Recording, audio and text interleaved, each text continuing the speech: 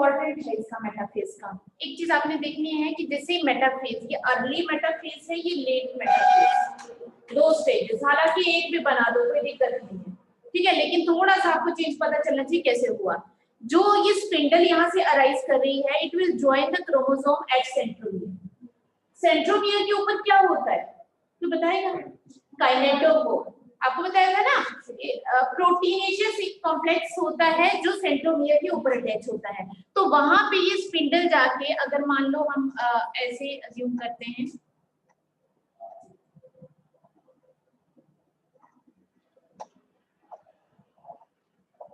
तो यहाँ पे ये प्रोटीनेशियस ये होता है जो काइनेटोकोर, इसके साथ स्पिंडल यहाँ पे आके ज्वाइन करेगी, क्योंकि स्पिंडल भी किससे बनी हुई है, प्रोटीन से बनी हुई है, ठीक है, ट्यूबुलिन प्रोटीन से बनी है, तो यहाँ पे आके ये ज्वाइन कर जाएगी स्पिंडल।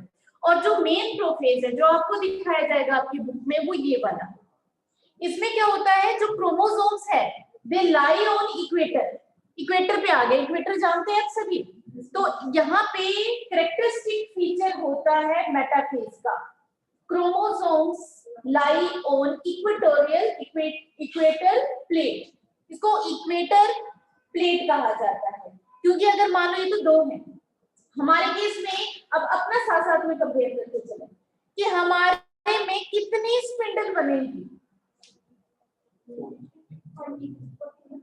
सोचिए कितनी बनेगी, यहाँ पे एक इक्वेटर पे कितने क्रोमोसोम है, एक इक्वेटर पे दो, एक स्पिंडल पे कितने हैं, one, this is one chromosome, it is a replicated chromosome single, तो आपके में कितने बनेंगे total 46, one spindle one chromosome, it means in our case there will be 46 spindle fibres, ठीक है, जो कि यहाँ पे ज्वाइन करेंगे, तो यहाँ दो है तो हमारे में आप अज्यूम करके चलेंगे 46, क्योंकि इसमें क्रोमोसोम ही कितने थे स्टार्टिंग सेल में 2, हमने यही माना था, अभी तक हम दो ही दिखा रहे हैं इसमें, बट डिफरेंस सिर्फ ये आ गया कि पहले ये था और बाद में वो एक क्रोमोसोम रेप्लिकेटेड हो गया, ठीक है, बट एक के ऊपर सिर्फ एक है, ये दो नहीं है, ध्यान रखिए, क्लियर है, क्योंकि यहीं पे कंफ्यूजन आएगा आपको अपने केस में, तो ये कंफ्यूजन यही खत्म करते हैं, ठीक है। तो यहाँ पे मेटाफेज क्लियर है सभी को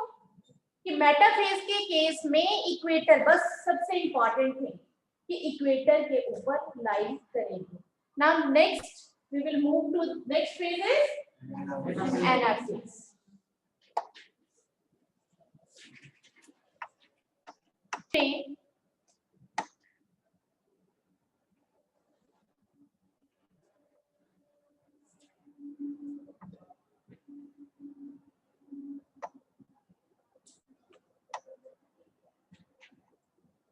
थोड़ा सा जो सेल साइज है वो इंक्रीज करेगी, सेल थोड़ी सी इलोंगेट करेगी, ठीक है,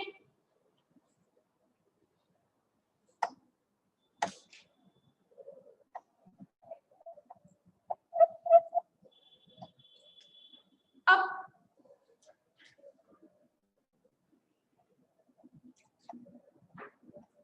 मेरे ख्याल से डायग्राम से आपको क्लियर हो रहा होगा कि हुआ क्या है ना, क्लियर हो रहा है कुछ, ये कलर का भी तुम्हें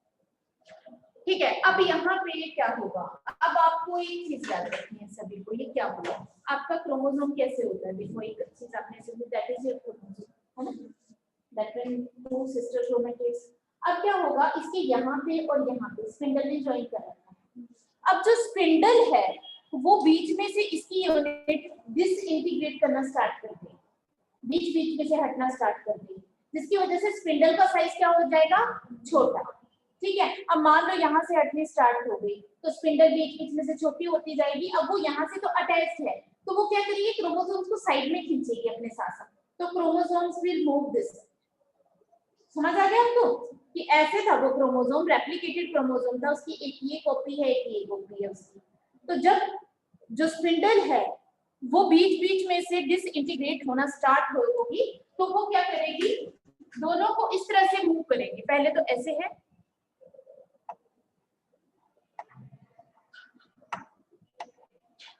फिर यहां से ये छोटी होती जाएगी, ये दोनों को पुश करेगी असाइड।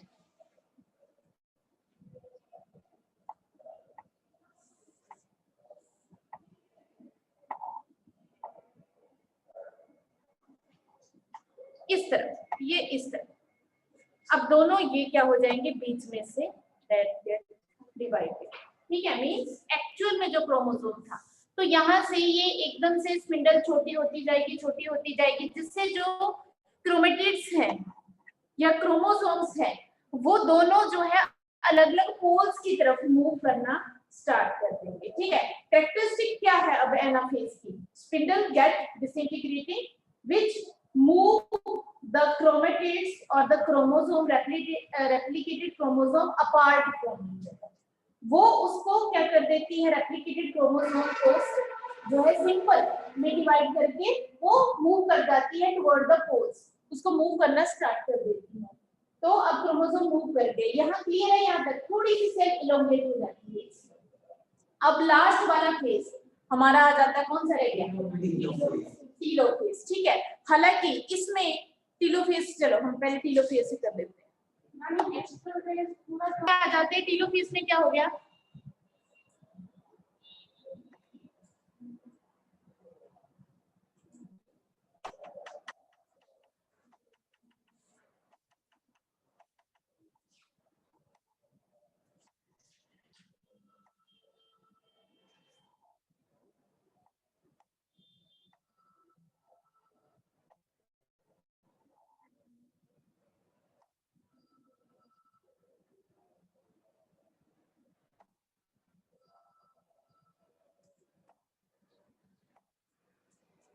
इसमें क्रोमोसोम इस तरह से,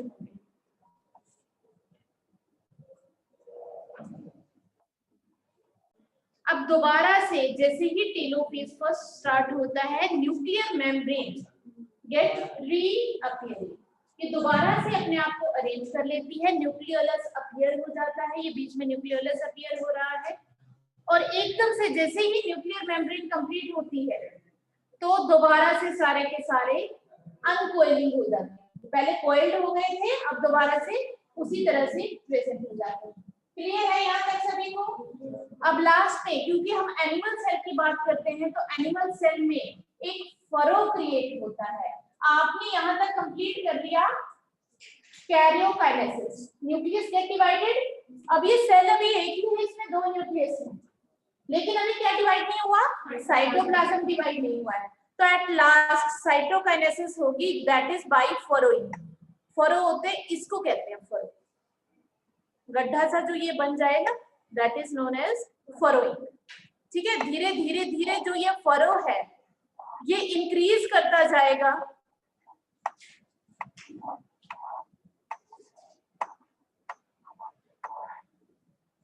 ठीक है, और धीरे धीरे धीरे ये इंक्रीज करता जाएगा, और ultimately it will meet out and the cells will separate.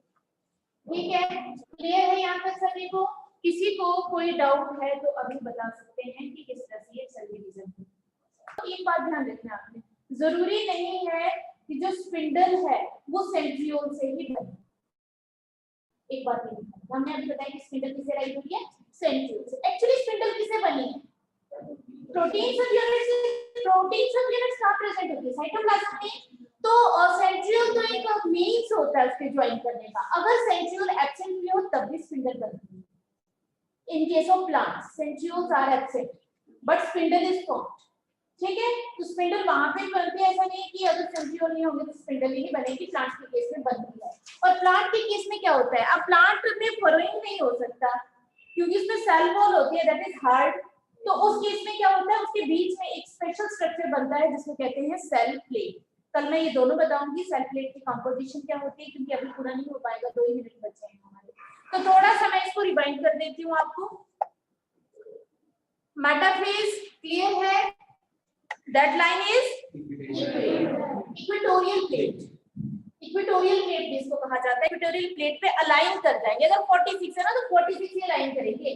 ये चीज सभी बच्चे ध्यान रखेंगे, सबसे इंपॉर्टेंट कि इक्वेटर के ऊपर लाइन करेगा यहाँ पे, और अगर आपके यहाँ माइटोसिस है तो एक क्रोमोसोम ही होगा इसके ऊपर। That is the difference between mitosis and meiosis. Meiosis में इसमें दो होंगे, एक के ऊपर एक होमोलोगस पेयर होगा। स्टार्टिंग में आपके पास ये स्ट्रक्चर था, फिर आपका रेप्लिकेट होके ये हो गया, लेकिन अल्टीमेटली बनाना हमें जैसा ही है, हमें इसका रेप्लिकेटेड पार्ट नहीं रखना साथ में, हमें अल्टीमेटली जो फाइनल क्रोमोसोम चाहिए वो ऐसा ही चाहिए सेल, डिवाइडेड सेल में। जब आपने नेक्स्ट में देखा, आपने ये आ गया सेपरेटेड है ना फेस में, और यहाँ पे जो क्रोमोसोम आए हैं वो इस फॉर्म में है, क्योंकि हमें अब हर एक क्रोमोसोम में वो तो ज्यादा हो जाएगा, दैट इज टेट्राप्लॉइड हो जाएगा, आपके पास डिप्लॉइड है टेट्राप्लॉइड हो जाएगा, और हमें बस इस तरह से फॉर्मेशन करनी है। क्लियर है सभी को?